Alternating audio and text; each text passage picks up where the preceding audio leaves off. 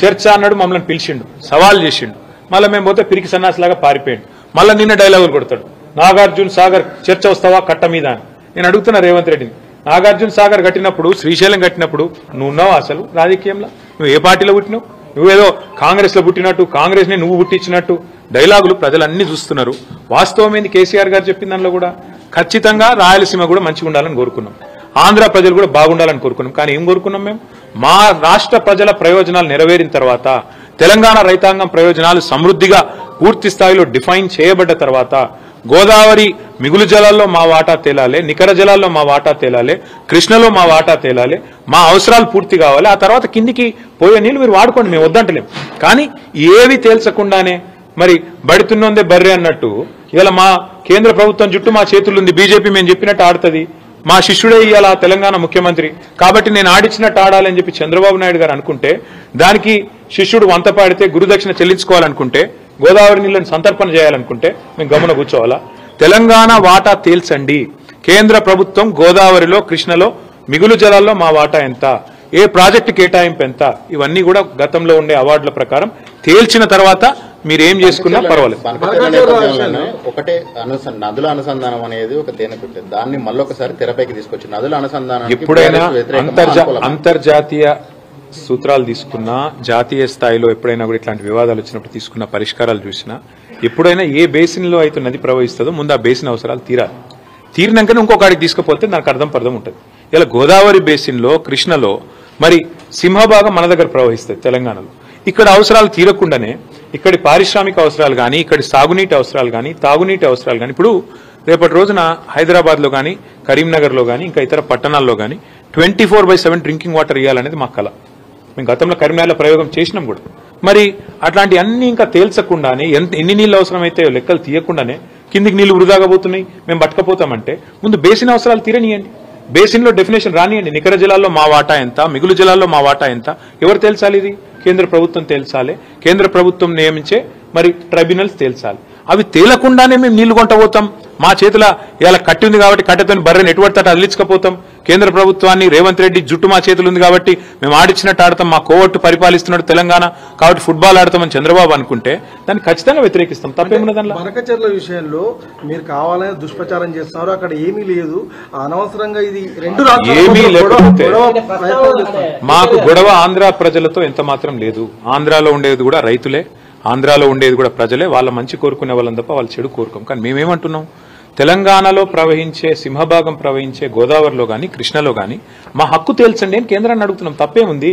మా హక్కు, మా వాటా తేలకుండా నికర జలాల్లో, మిగులు జలాల్లో ఇష్టం వచ్చినట్టు గుంజుకపోతామంటే కుదరదు అని చెప్తున్నాం.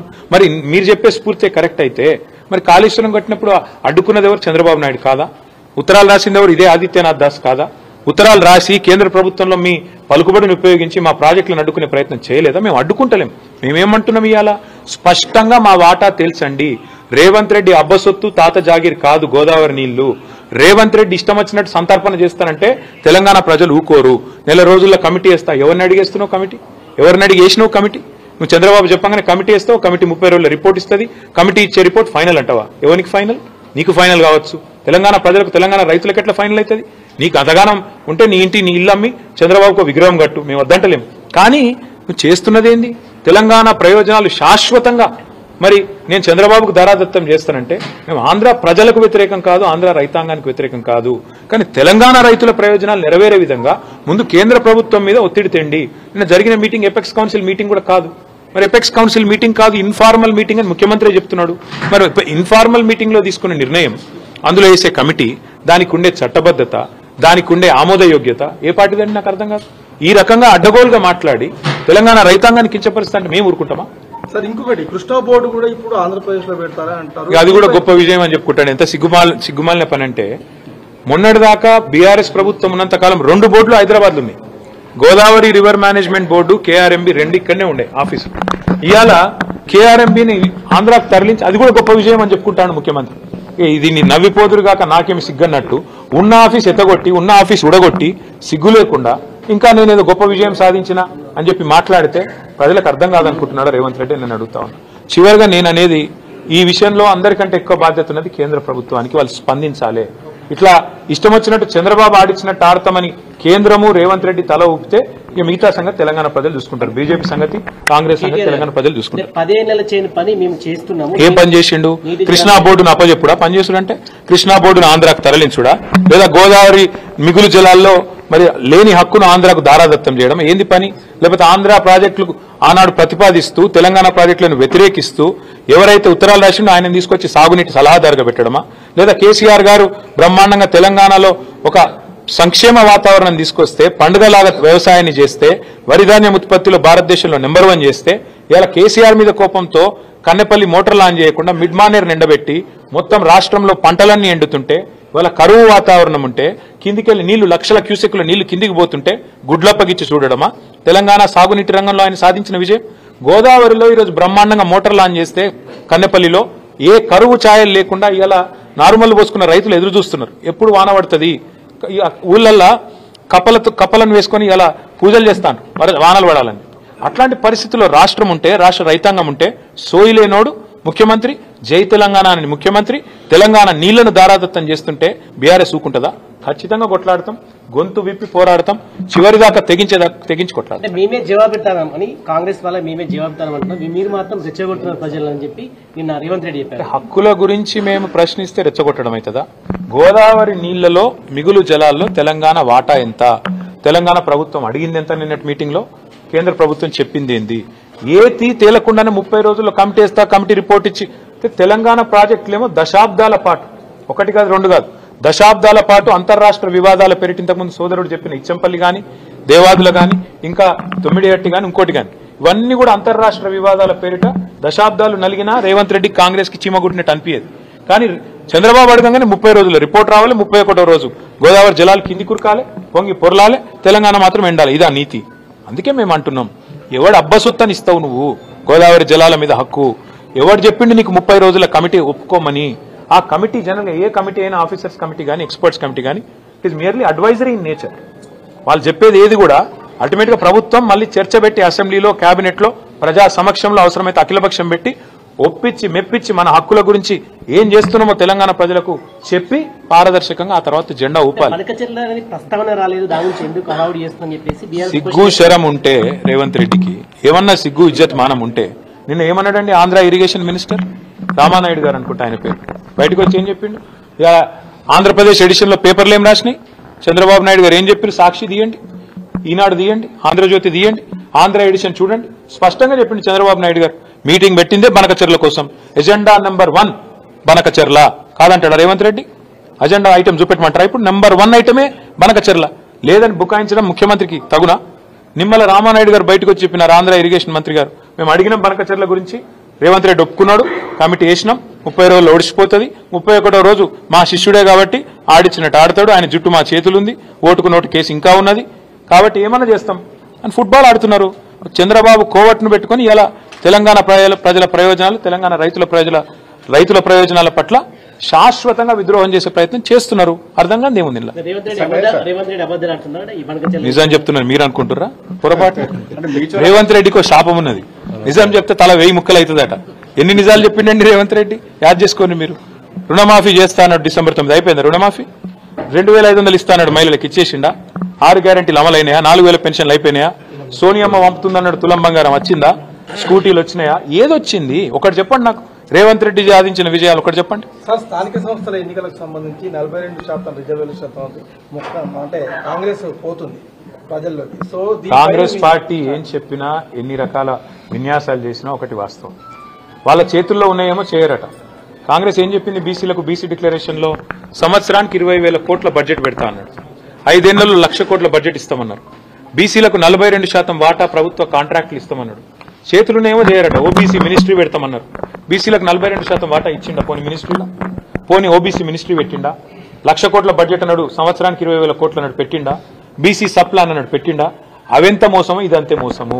నేతి బీరకాయల నెయ్యి ఎంత ఉంటుందో కాంగ్రెస్ పార్టీ బీసీ డిక్లరేషన్ లో కూడా బీసీల పట్ల చిత్తశుద్ధి గంతే ఉన్నది. మైసూర్ బజ్జీలో మైసూర్ ఎంత ఉంటుందో గంతే ఉన్నది తప్ప ఇందులో ఏం లేదు. బీసీలను మళ్ళొక్కసారి ఘరానా మోసంతో, ఒక కపట మోసంతో 42% రిజర్వేషన్ల పేరిట అది చెల్లదని తెలిసి ఇలా చిల్లర ప్రయత్నం ఏదైతే రేవంత్ రెడ్డి చేస్తుండో అది ఖచ్చితంగా బీసీ సోదరులే రేపు స్థానిక సంస్థల ఎన్నికల్లో బుద్ధి చెప్తారు. ఎందుకంటున్నా ఈ మాట అంటే గతంలో ఇదే రేవంత్ రెడ్డి గారు శాసనసభలో ఏం చెప్పిండ్రు? 42% రిజర్వేషన్ విద్యలో ఉపాధిలో రాజకీయంగా కావాలి అంటే ఒకటే పరిష్కారం, పార్లమెంట్కి పంపాలి, పార్లమెంట్లో చట్టబద్ధత కావాలి, ప్రెసిడెంట్ గారు సంతకం పెట్టాలన్నాడు. మరి నిన్న లోకల్ బాడీ ఏదో పంచాయతీ ఆర్డినెన్స్ చేసిన అన్నాడు. మున్సిపల్ బిల్లు కూడా ఇంకా సవరించలేదు. విద్యలో ఉపాధిలో ఏం చేస్తాడో తెలియదు. 42% అంటే కేవలం జెడ్పీటీసీ ఎంపీటీసీల కాడికేనా, లేకపోతే జిల్లా పరిషత్లు, మండల పరిషత్లు, అదేవిధంగా విద్యలో ఉపాధిలో అన్నిట్లో ఇచ్చేది ఉందా? అంటే ఏ రకమైన మోసమో ఇది అర్థం చేసుకోవాలని బీసీ సోదరులను కోరుతా ఉన్నా. ఒకటే ఒక్క మార్గం ఈ దేశంలో 42% రిజర్వేషన్లు సాధించాలి అంటే ఎస్సీలైనా ఎస్టీలైనా ఏ రకంగానైతే 9th షెడ్యూల్లో రాజ్యాంగంలో చేర్చి తమ హక్కును పొందుతున్నారో రాజ్యాంగబద్ధంగా అదే పద్ధతుల్లో బీసీ సోదరులు కూడా 9th షెడ్యూల్లో చేరిస్తేనే కాన్స్టిట్యూషన్ లో హక్కు వస్తుంది తప్ప రేవంత్ రెడ్డి ఒక ఆయుధం బారేస్తేనో లేకపోతే ఒక ఆర్డినెన్స్ బీజేపీ గవర్నర్ గారికి ఇస్తేనో ఇది అయ్యేది కాదు. 9th షెడ్యూల్లో చేరిస్తే తప్ప పరిష్కారం రాదని నేను చెప్పడం కాదు, జస్టిస్ ఈశ్వరయ్య గౌడ్ గారు లాంటి పెద్ద మనుషులు చెప్తా ఉన్నారు, చిరంజీవులు గారు లాంటి రిటైర్డ్ ఐఏఎస్ అధికారులు చెప్తా ఉన్నారు. రాజకీయం కోసం రాజకీయం చేయడం వేరు బ్రదర్. మేము కూడా గతంలో ఇదే పద్ధతుల్లో పార్లమెంటుకు ప్రెసిడెంట్ గారికి పంపాం. 37% రిజర్వేషన్ బలహీన వర్గాలకు ఇవ్వాలని మేము పంపినాం. మా ప్రభుత్వం ఉన్నప్పుడు కేసీఆర్ గారి నాయకత్వంలో ప్రెసిడెంట్ గారు సంతకం పెట్టలేదు, బీజేపీకి ఇష్టం లేదు. వాస్తవం ఏంది? చిత్తశుద్ధి లేని శివపూజలాగా ఏదో ఇయ్యాలి కాబట్టి 42% ఇచ్చినామని చెప్పుకోవడానికి చెప్తా ఉన్నారు తప్ప ఇందులో ఏ రకంగా కూడా అందులో న్యాయబద్ధత లేదు, చట్టబద్ధత లేదు, హేతుబద్ధత లేదు. ఇది బీసీ సోదరులకు అర్థమైంది. ఎవరికి అర్థమైనా కాకపోయినా ఇది మాత్రం వాస్తవం అని ఆ మాత్రం రెచ్చగట్టకపోతే సారీ. మళ్ళొక్కసారి సిన్సియర్. జగదీష్ అన్న చూసిరా ప్రజెంటేషన్? చూడలేదు. నిన్న బాగుండేది. మొత్తం తిరిగిండు. మేడిగడ్డ నుంచి మొదలు పెడితే మిడ్ మానేర్ దాకా తిరిగిండు, కవర్ చేసిండు, మొత్తం కవర్ చేసి డీటెయిల్డ్గా పోయి సూర్యాపేటలో ప్రజెంటేషన్ ఇచ్చాడు. చాలా బాగుంది. ఆ ఫుటేజ్ చాలా బాగా వచ్చింది. గత 6 దశాబ్దాలుగా 2014వ సంవత్సరం వరకు జరిగిన జలదోపిడీ ఒక ఎత్తు అయితే 6 దశాబ్దాలుగా తెలంగాణకు జరిగిన అన్యాయం అటు గోదావరి నీళ్లలో కానీ ఇటు కృష్ణా జలాల్లో కానీ ఒక ఎత్తు అయితే నిన్న ముఖ్యమంత్రి రేవంత్ రెడ్డి గారు పూర్తి స్థాయిలో ఒక కోవట్టుగా మారి, చంద్రబాబు గారి కోవట్టుగా మారి తెలంగాణ ప్రయోజనాలను ఢిల్లీ వేదికగా తాకట్టు పెట్టిన పద్ధతి ఏదైతే ఉందో, తెలంగాణ రాష్ట్రం ఏర్పడ్డ తర్వాత కూడా ఇవాళ తిరిగి మళ్ళీ ఒకసారి తెలంగాణకు న్యాయంగా హక్కుగా రావాల్సిన గోదావరి నీళ్లు ఇవాళ చంద్రబాబు గారికి అర్పణం చేసిన పద్ధతి చూసిన ప్రతి తెలంగాణ బిడ్డ హృదయం మండుతా ఉన్నది. ఇవాళ హృదయపూర్వకంగా తెలంగాణ వచ్చిన తర్వాత కూడా జరుగుతున్న ఈ అన్యాయం పట్ల ప్రతి తెలంగాణ బిడ్డ హృదయం ఆక్రోశిస్తున్నది. వాస్తవం ఏంది అంటే సరిగ్గా 48 గంటల కిందట రేవంత్ రెడ్డి గారు స్పష్టంగా చెప్పినారు, చర్చించేది బనకచెర్ల గురించి అయితే నేను పోను అని మీడియా లీకులు ఇచ్చింది రేవంత్ రెడ్డి గారే. మరి 24 గంటల్లో ఏం మారింది, ఎవరి ఒత్తిడి వచ్చింది, ఏ కారణం చేత ముఖ్యమంత్రి గారు మరే కార్యక్రమం లేకుండా కేవలం చంద్రబాబు నాయుడు గారిని కలిసేదానికి ఢిల్లీ దాకా పోయినారు. పోయి ఎవరి అబ్బసొత్తు అన్నట్టు, నీ తాత సొత్తు అన్నట్టు మరి గోదావరి జలాలను చంద్రబాబు నాయుడు గారు ఏది చెప్తే దానికి తల ఊపి పచ్చజెండా ఊపి ఇవాళ అన్యాయం చేస్తున్నావు, సమాధానం చెప్పాలని చెప్పి బీఆర్ఎస్ తరఫున మేము ప్రశ్నిస్తా ఉన్నాం. ఇవాళ చంద్రబాబు నాయుడు గారు ఏ మాట మాట్లాడితే ఆ మాట చంద్రబాబు చెబితే, గతంలో ఆంధ్రప్రదేశ్ రాష్ట్రంలో సాగునీటి రంగానికి సెక్రటరీగా పనిచేసిన, ఆనాడు మనకు వ్యతిరేకంగా ఉత్తరాలు రాసిన ఆదిత్యనాథ్ దాస్ అనే ఐఏఎస్ అధికారిని ఇక్కడ సాగునీటి రంగ సలహాదారుగా పెట్టుకున్నాం. ఇలా ఆ ఆదిత్యనాథ్ దాస్ను ఆయన చెప్పు చేతల్లో నడిచే కమిటీ తెలంగాణకు న్యాయం చేయమని రిపోర్ట్ ఇస్తుందా? ఏ ఆదిత్యనాథ్ దాస్ అయితే ఆనాడు తెలంగాణ ప్రాజెక్టుల ఇవాళ ఆయనను తెలంగాణ సాగునీటి రంగ సలహాదారుగా పెట్టుకోవడం అంటేనే ఎంత తెలివి ఉందో నీకు దాన్ని బట్టి అర్థమవుతున్నది. అట్లే ఇలా వాస్తవం ఏంది, గోదావరి నదీ జలాలు ఏవైతే వృధాగా సముద్రంలో పోతున్నాయో వాటిని మాత్రమే వాడుకుంటున్నామని ఏదైతే ఆంధ్రప్రదేశ్ ప్రభుత్వం చెప్తుందో అంతకు మించిన ద్రోహపూరితమైన మాట ఇంకోటి లేనేలేదు. ఒకనాడు మరి అదే మాటతో అదే ఆర్గ్యుమెంట్తో ఆనాడు కాళేశ్వరం కట్టుకుంటుంటే, అదే ఆర్గ్యుమెంట్తో సీతారామ కట్టుకుంటుంటే ప్రతి ప్రాజెక్టుకు ఆటంకం కల్పించింది చంద్రబాబు నాయుడు గారి ప్రభుత్వం కాదా? కాళేశ్వరానికి అనుమతి ఇవ్వద్దని, సీతారామకు అనుమతి ఇవ్వద్దని అన్నిటి మీద ఉత్తరాలు రాసింది చంద్రబాబు నాయుడు గారు కాదా? ఆ రోజు మనం చెప్పింది అదే కదా. ఈ రోజు బనకచెర్ల పేరిట గోదావరి నీళ్లు పూర్తి స్థాయిలో తెలంగాణ బీడు భూములకు మల్లకముందే, గోదావరి నీళ్లు హైదరాబాద్ భవిష్యత్తులో ఒక మహానగరంగా ఎదుగుతున్న హైదరాబాద్, విశ్వనగరంగా ఎదుగుతున్న హైదరాబాద్ మంచినీటి అవసరాలు తీర్చకముందే, ఇక్కడి పారిశ్రామిక అవసరాలు తీర్చకముందే, న్యాయపరమైన కేటాయింపులు లేకుండా, ఏ అవార్డు లేకుండా ఇవాళ ఇష్టానుసారంగా తీసుకొని పోతామంటే దానికి తల ఊపడానికి డూడు బసవన్నలాగా నీకు సిగ్గులేకపోవచ్చు రేవంత్ రెడ్డి. కానీ తెలంగాణలో ఇంకా చైతన్యం ఉంది. తెలంగాణలో హక్కులు కాపాడడానికి కేసీఆర్ ఉన్నాడు, బీఆర్ఎస్ ఉన్నదని మర్చిపోకు. ఎవడిని అడిగి సంతకం పెడతా అంటున్నావు? ఎవరిని అడిగి కమిటీ వేసినావు? ఆ కమిటీ చెప్పింది ఫైనల్ అని ఎట్లా అంటావు? అసెంబ్లీ ఆమోదం ఉన్నదా? తెలంగాణ ప్రజల ఆమోదం ఉన్నదా? తెలంగాణ కేబినెట్ ఆమోదం ఉన్నదా? కనీసం తెలంగాణలో అఖిలపక్ష సమావేశం పెట్టినవా? ఇట్లా ఇష్టానుసారంగా నిర్ణయం తీసుకుంటాం అనుకుంటే అడ్రస్ లేకుండా పోతావు. మొన్న కాంగ్రెస్ ఎమ్మెల్యేనే చెప్పిండు, చంద్రబాబు కోవట్ల పాలన నడుస్తున్న తెలంగాణలో అని. అది ముమ్మాటికి నిజమని తేలిపోయింది. అందుకే కాళోజీ నారాయణరావు గారు చెప్పినట్టు, ప్రాంతేతరుడు ద్రోహం చేస్తే పొలిమేర దాకా తరిమి కొడతాం, ప్రాంతం వాడే ద్రోహం చేస్తే ఉప్పు పాతర వేస్తామని చెప్పిండు. రేపు నీకు నీ పార్టీకి తెలంగాణ ప్రజలు ఉప్పు పాతర వేసే రోజులు దగ్గరలో ఉన్నాయి. వెంటనే నీ నిర్ణయాన్ని సవరించుకో. బనకచెర్లను ఏదైతే ఇలా తెలంగాణ సమాజం ముక్త కంఠంతో వ్యతిరేకిస్తున్నదో దానికి అనుకూలంగా ఇవాళ కాంగ్రెస్ ప్రభుత్వం కనుక తన వైఖరి మార్చుకోకపోతే తెలంగాణ ఉద్యమాన్ని పోలిన స్థాయిలో మరొక ఉద్యమం తప్పదు. ఇప్పటికే విద్యార్థులు, రైతులు, అదేవిధంగా తెలంగాణ సమాజంలోని అన్ని వర్గాలు ఈ ప్రతిపాదనను వ్యతిరేకిస్తున్నాయి. గతంలో ఏదైతే తెలంగాణ ప్రభుత్వం కేసీఆర్ గారి నాయకత్వంలో చేపట్టిన ప్రాజెక్టులున్నాయో వాటికి అడుగడుగున అడ్డుపుల్లలు వేసిన కాంగ్రెస్ వాళ్ళు, టీడీపీ వాళ్ళు ఇలా మళ్ళొక్కసారి తెలంగాణ ప్రయోజనాలకు విఘాతం కల్పిస్తామంటే చూస్తా ఊరుకోవడానికి బీఆర్ఎస్ సిద్ధంగా లేదు. ముమ్మాటికి ఈ విషయంలో బీజేపీ ప్రభుత్వం కూడా తన వైఖరి చెప్పాలి. కేంద్రం నోరు విప్పాలే. ఎవరో ఎల్లయ్య పుల్లయ్య మాట్లాడు కాదు, కేంద్ర జలవనరుల శాఖ మంత్రి మాట్లాడాలి, కేంద్రంలోని ప్రధానమంత్రి గారు మాట్లాడాలి, మీ వైఖరి ఏందో చెప్పాలి. తెలంగాణకు అడుగడుగున అన్యాయం చేస్తూ గత 11 ఏళ్లుగా ఎన్నో విషయాల్లో అవరోధాలు కల్పించిన మరి కేంద్ర ప్రభుత్వం ఇవాళ పూర్తి స్థాయిలో చంద్రబాబు నాయుడు గారి మద్దతు మీద ఆధారపడి నడుస్తున్నది. కాబట్టి ఇవాళ ఆయన ఆడిచ్చినట్టు ఆడుతున్నారా? సమాధానం చెప్పాలని చెప్పి కూడా మేము బీజేపీ పార్టీని కూడా డిమాండ్ చేస్తున్నాం, కేంద్ర ప్రభుత్వాన్ని కూడా డిమాండ్ చేస్తున్నాం. రేవంత్ రెడ్డి గారు తన ఆలోచన సవరించుకోవాలి. నువ్వు వేసే కమిటీ నెల రోజుల రిపోర్ట్ ఇస్తుంది, ఇవ్వగానే మేము ఆ కమిటీ ఏం చెప్తా చేస్తాం, మాకు తెలియదా? ఆ కమిటీ వేయించిందే చంద్రబాబు, నిన్న మీటింగ్ పెట్టించిందే చంద్రబాబు. ఆ కమిటీ అధికారులు ఎవరో కూడా డిసైడ్ చేసేది చంద్రబాబు. పలికే చిలక మనది కానీ పలుకు పరాయిది అన్నట్టు చిలక రేవంత్ రెడ్డి కానీ పలుకు మాత్రం చంద్రబాబు పలుకు అయిపోయింది ఇవాళ. అందుకే ముమ్మాటికి ఈ ద్రోహపూరితమైన ఆలోచనను తెలంగాణ రైతాంగానికి, రైతాంగ ప్రయోజనాలకు ఉప్పుపాతరేసే ఆలోచనను బీఆర్ఎస్ నిర్ద్వందంగా తిరస్కరిస్తుంది. ఖచ్చితంగా పోరాటం చేస్తాం. అవసరమైతే మళ్ళొక్కసారి తెలంగాణ ఉద్యమ స్ఫూర్తితో ఉద్యమిస్తాం, ముందుకు పోతాం. ఈ ప్రతిపాదనను పూర్తి స్థాయిలో వ్యతిరేకిస్తాం. ఇచ్చంపల్లి అనే ప్రాజెక్టు ఎప్పటి నుంచో ఉన్న ప్రతిపాదన, కొత్తదేమీ కాదు. అప్పర్ కృష్ణ గాని, ఇచ్చంపల్లి గాని ఇవన్నీ కూడా ఎప్పటి నుంచో ఉన్నవే. కానీ అంతర్రాష్ట్ర వివాదాల పేరుతో ఉమ్మడి ఆంధ్రప్రదేశ్లో ఏ ప్రాజెక్టును ముంగట పోనీయలే. అందుకే కేసీఆర్ గారు ముఖ్యమంత్రి అయిన తర్వాత లివ్ అండ్ లెట్ లివ్ అంటే నువ్వు జీవించు, నన్ను కూడా బతకనివ్వు అన్నట్టు, బతకని అన్నట్టు మహారాష్ట్రకు పోయి ఒప్పందం కుదుర్చుకొని ఆ రాష్ట్రాల ముఖ్యమంత్రులతో ఒక సుహృద్భావమైన వాతావరణంలో కాళేశ్వరం కట్టుకున్నాం. కాళేశ్వరం కట్టుకున్నాం కాబట్టే ఎక్కడో 12వ స్థానంలో వరిధాన్యం ఉత్పత్తిలో భారతదేశంలో ఉన్న తెలంగాణ ఇవాళ నెంబర్ 1 స్థాయికి చేరుకున్నది. అయితే గోదావరి జలాల విషయంలో ఇంకా తెలంగాణకు సంపూర్ణంగా న్యాయం జరగాల్సిన అవసరం ఉన్నది. ఇంకా 3వ టీఎంసీ లిఫ్ట్ చేయాలన్న ప్రతిపాదన అట్లే ఉన్నది. అట్లాగే ఇంకా బీడు భూములు, ఇంకా హైదరాబాద్ డ్రింకింగ్ వాటర్ నీడ్స్ కానీ, ఇక్కడ ఇండస్ట్రియల్ నీడ్స్ కానీ పూర్తి కాకుండానే గోదావరి నీళ్లను మేము తీసుకుపోతామంటే నిర్ద్వందంగా దీన్ని వ్యతిరేకిస్తాం. ఇంకొక మాట కూడా జరుగుతున్న ప్రయత్నం ఏంటంటే ఏ అనుమతులు లేకుండానే ఇవాళ బనకచెర్లను ప్రారంభించాలనే ప్రయత్నం జరుగుతూ ఉన్నది. మరి బనకచెర్ల ప్రారంభించి అక్కడ కొంత ఖర్చు అయిన తర్వాత గతంలో ఇదే మాదిరిగా కృష్ణలో, గతంలో ఇదే మాదిరిగా గోదావరిలో కూడా ఆర్గ్యుమెంట్ ఏం చేసిండ్రు, అనుమతులు లేకపోయినా పైసలు ఖర్చు పెట్టినాం, ప్రజా ధనమంతా ఖర్చు పెట్టినాం, ఇప్పుడు అంతా వృధా పోతుంది కాబట్టి మీరు అనుమతి ఇవ్వాలి అని మెడ మీద కత్తి పెట్టినట్టు వ్యవహారం నడిపించే ప్రయత్నం ఇవాళ చంద్రబాబు గారు చేస్తున్నారు.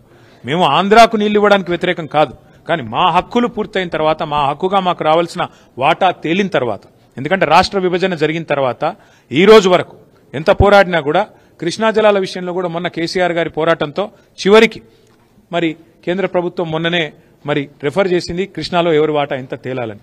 గోదావరిలో కూడా మా ఆర్గ్యుమెంట్ ఒకటే, సర్ప్లస్ వాటర్స్ లో తెలంగాణ వాటా స్పష్టంగా తేల్చి ప్రకటించి ఆ తర్వాతనే ఈ ప్రాజెక్టుకు శ్రీకారం చుట్టాలి తప్ప ఒక బేసిన్ నుంచి ఇంకో బేసిన్ తీసుకుపోతాం, గోదావరి నుంచి కృష్ణ నుంచి పెన్నా బేసిన్ నీళ్లు తీసుకుపోతాం అంటే తెలంగాణ ప్రేక్షక పాత్ర వహించాలంటే దానికి బీఆర్ఎస్ ఎట్టి పరిస్థితుల్లో సమర్థించదు. తెలంగాణ రైతాంగ ప్రయోజనాల విషయంలో ఎవరు ఎట్లాంటి రాజీ పడ్డా, మీకు ఎన్ని కాంప్రమైజులు, ఎన్ని ఆబ్లిగేషన్లు మీకున్నా, మీకు ఎన్ని కుమ్మక్కు రాజకీయాలు చేయాల్సిన కర్మ మీకున్నా, ఆ కర్మ బీఆర్ఎస్ కు లేదు, తెలంగాణ రైతులకు లేదు.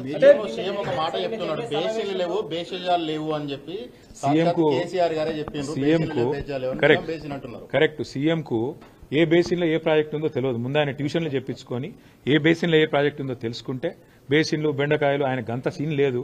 అదే ఎప్పుడో నేను చెప్పిన ఇదివరకే, పందికేం తెలుసు గంధం చెక్క వాసన అన్నట్టు రేవంత్ రెడ్డికి ఏం తెలుసా ఇరిగేషన్ గురించి? ఆయనకు తెలిసేది ఒకటే, రియల్ ఎస్టేట్ దందాలు, బ్లాక్ మెయిల్లు, ఏ సర్వే నెంబర్లో ఎవరో కబ్జా పెట్టచ్చు, ఏడ భూములు గుంజుకోవచ్చు. ఈ పని చెప్పమంటే రేవంత్ రెడ్డి చెప్తాడు. ఏ వాగు ఎక్కడుంది, ఏ వంక ఎక్కడుంది, ఏ నది ఎక్కడుంది, ఏ చెరువు ఎక్కడుంది, ఏ కుంట ఎక్కడుంది, ఎన్ని టీఎంసీల నీళ్లు తెలంగాణ. ఈరోజు అడగండి రేవంత్ రెడ్డి గారిని. చర్చ అన్నాడు, మొన్న చర్చ అన్నాడు, మమ్మల్ని పిలిచిండు, సవాల్ చేసిండు. మళ్ళీ మేము పోతే పిరికి సన్నాసిలాగా పారిపోయిండు. మళ్ళీ నిన్న డైలాగులు కొడతాడు, నాగార్జున సాగర్ చర్చ వస్తావా కట్ట మీద అని. నేను అడుగుతున్నా రేవంత్ రెడ్డిని, నాగార్జున సాగర్ కట్టినప్పుడు, శ్రీశైలం కట్టినప్పుడు నువ్వు ఉన్నావు అసలు రాజకీయంలో? నువ్వు ఏ పార్టీలో పుట్టినావు? నువ్వేదో కాంగ్రెస్ లో పుట్టినట్టు, కాంగ్రెస్ ని నువ్వు పుట్టించినట్టు డైలాగులు ప్రజలన్నీ చూస్తున్నారు. వాస్తవమైంది కేసీఆర్ గారు చెప్పిన దానిలో కూడా ఖచ్చితంగా రాయలసీమ కూడా మంచిగా ఉండాలని కోరుకున్నాం, ఆంధ్ర ప్రజలు కూడా బాగుండాలని కోరుకున్నాం. కానీ ఏం కోరుకున్నాం మేము? మా రాష్ట్ర ప్రజల ప్రయోజనాలు నెరవేరిన తర్వాత, తెలంగాణ రైతాంగం ప్రయోజనాలు సమృద్ధిగా పూర్తి స్థాయిలో డిఫైన్ చేయబడ్డ తర్వాత, గోదావరి మిగులు జలాల్లో మా వాటా తేలాలి, నికర జలాల్లో మా వాటా తేలాలి, కృష్ణలో మా వాటా తేలాలి, మా అవసరాలు పూర్తి కావాలి. ఆ తర్వాత కిందికి పోయే నీళ్లు మీరు వాడుకోండి, మేము వద్దంటలేం.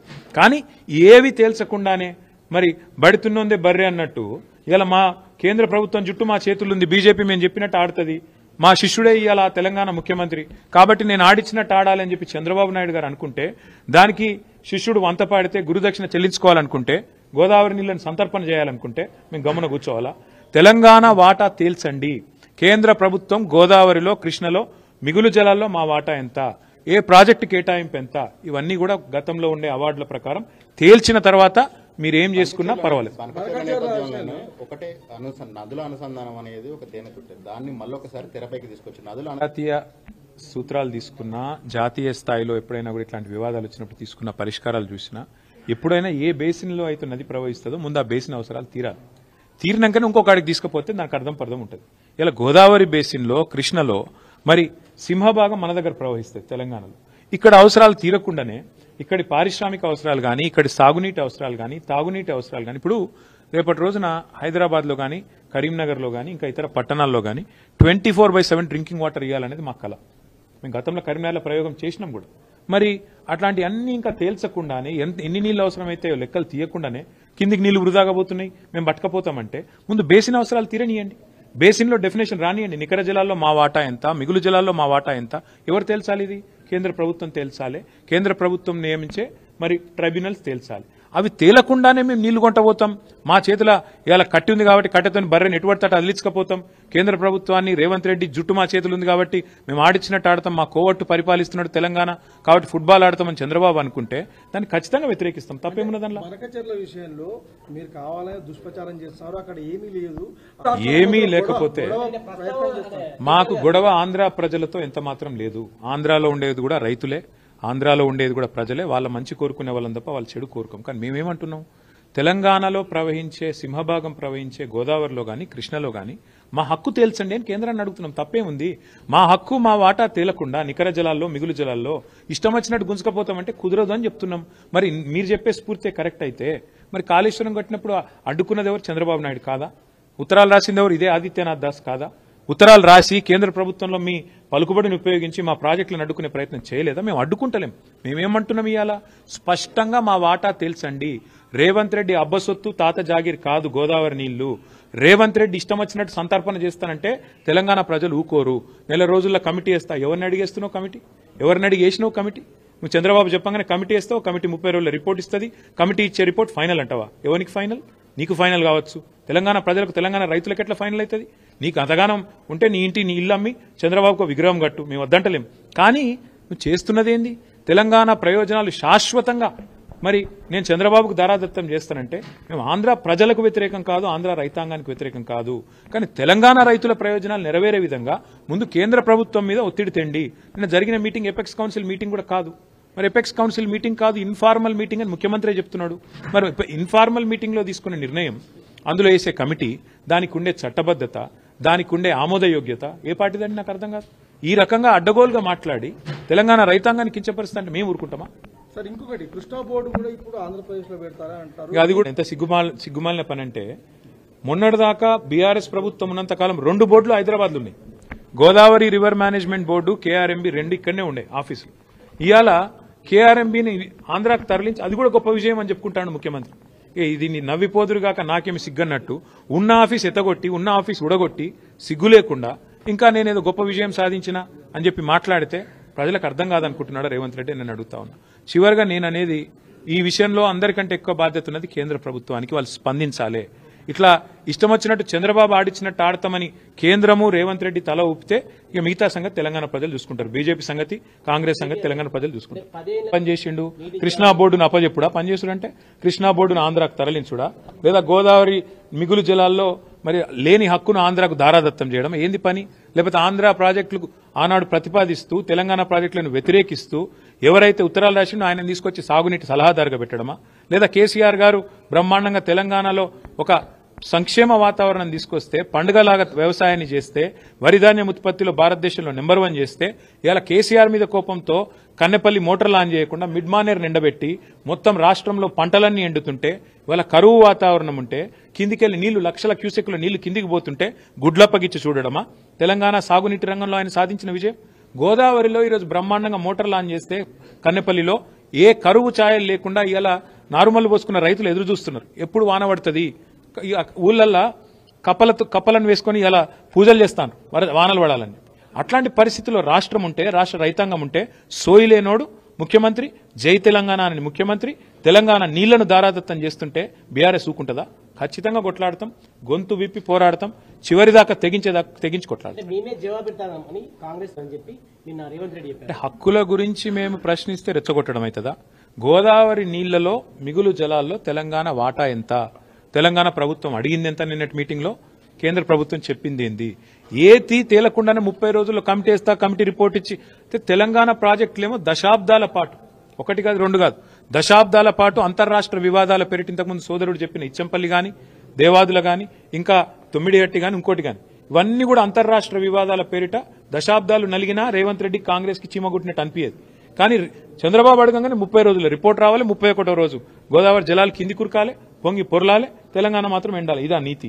అందుకే మేము అంటున్నాం, ఎవడు అబ్బసొత్తని ఇస్తావు నువ్వు గోదావరి జలాల మీద హక్కు? ఎవడు చెప్పిండు నీకు 30 రోజుల కమిటీ ఒప్పుకోమని?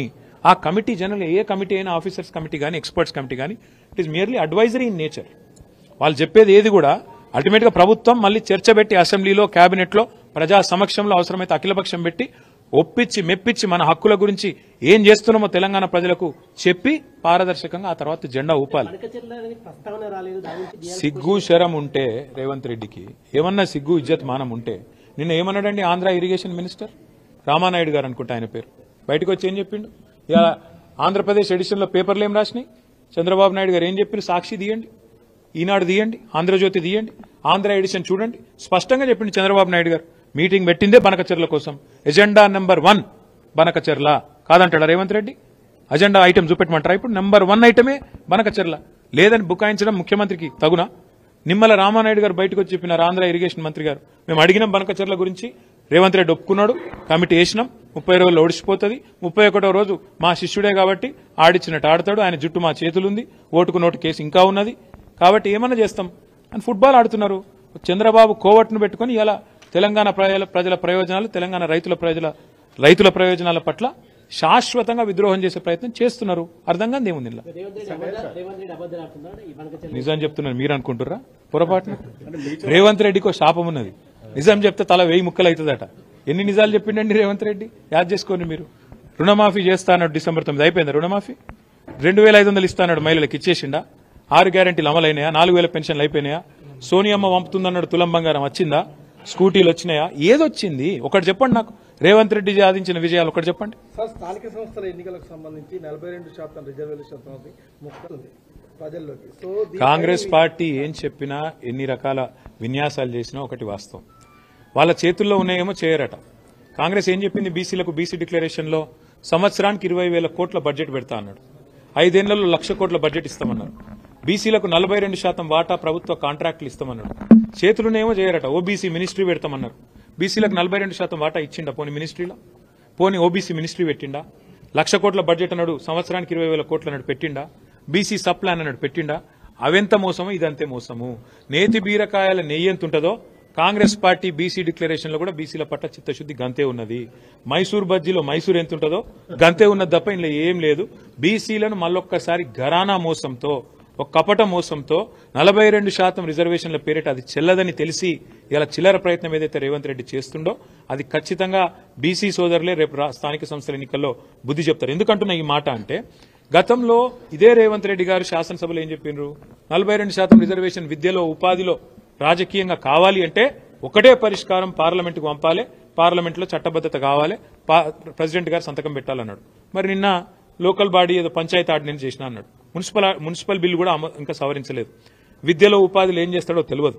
42% అంటే కేవలం జెడ్పీటీసీ, ఎంపీటీసీల కాడికేనా, లేకపోతే జిల్లా పరిషత్లు, మండల పరిషత్లు, అదేవిధంగా విద్యలో, ఉపాధిలో అన్నిట్లో ఇచ్చేది ఉందా? అంటే ఏ రకమైన మోసం ఇది అర్థం చేసుకోవాలని బీసీ సోదరులను కోరుతా ఉన్నా. ఒకటే ఒక్క మార్గం ఈ దేశంలో 42% రిజర్వేషన్లు సాధించాలి అంటే, ఎస్సీలైనా ఎస్టీలైనా ఏ రకంగానైతే 9th షెడ్యూల్లో రాజ్యాంగంలో చేర్చి తమ హక్కును పొందుతున్నారో రాజ్యాంగబద్ధంగా, అదే పద్ధతుల్లో బీసీ సోదరులు కూడా 9th షెడ్యూల్లో చేరిస్తేనే కాన్స్టిట్యూషన్లో హక్కు వస్తుంది తప్ప రేవంత్ రెడ్డి ఒక ఆయుధం బారేస్తేనో లేకపోతే ఒక ఆర్డినెన్స్ బీజేపీ గవర్నర్ గారికి ఇస్తేనో ఇది అయ్యేది కాదు. 9th షెడ్యూల్లో చేరిస్తే తప్ప పరిష్కారం రాదని నేను చెప్పడం కాదు, జస్టిస్ ఈశ్వరయ్య గౌడ్ గారు లాంటి పెద్ద మనుషులు చెప్తా ఉన్నారు. చిరంజీవులు గారు లాంటి రిటైర్డ్ ఐఏఎస్ అధికారులు చెప్తా ఉన్నారు. రాజకీయం కోసం రాజకీయం చేయడం వేరు బ్రదర్. మేము కూడా గతంలో ఇదే పద్ధతుల్లో పార్లమెంటుకు ప్రెసిడెంట్ గారికి పంపాం. 37% రిజర్వేషన్ బలహీన వర్గాలకు ఇవ్వాలని మేము పంపినాం. మా ప్రభుత్వం ఉన్నప్పుడు కేసీఆర్ గారి నాయకత్వంలో ప్రెసిడెంట్ గారు సంతకం పెట్టలేదు. బీజేపీకి ఇష్టం లేదు. వాస్తవం ఏంది? చిత్తశుద్ధి లేని శివపూజలాగా ఏదో ఇయ్యాలి కాబట్టి 42% ఇచ్చినామని చెప్పుకోవడానికి చెప్తా ఉన్నారు తప్ప ఇందులో ఏ రకంగా కూడా అందులో న్యాయబద్ధత లేదు, చట్టబద్ధత లేదు, హేతుబద్ధత లేదు. ఇది బీసీ సోదరులకు అర్థమైంది. ఎవరికి అర్థమైనా కాకపోయినా ఇది మాత్రం వాస్తవం అని నేను చెప్తాను. Thank you.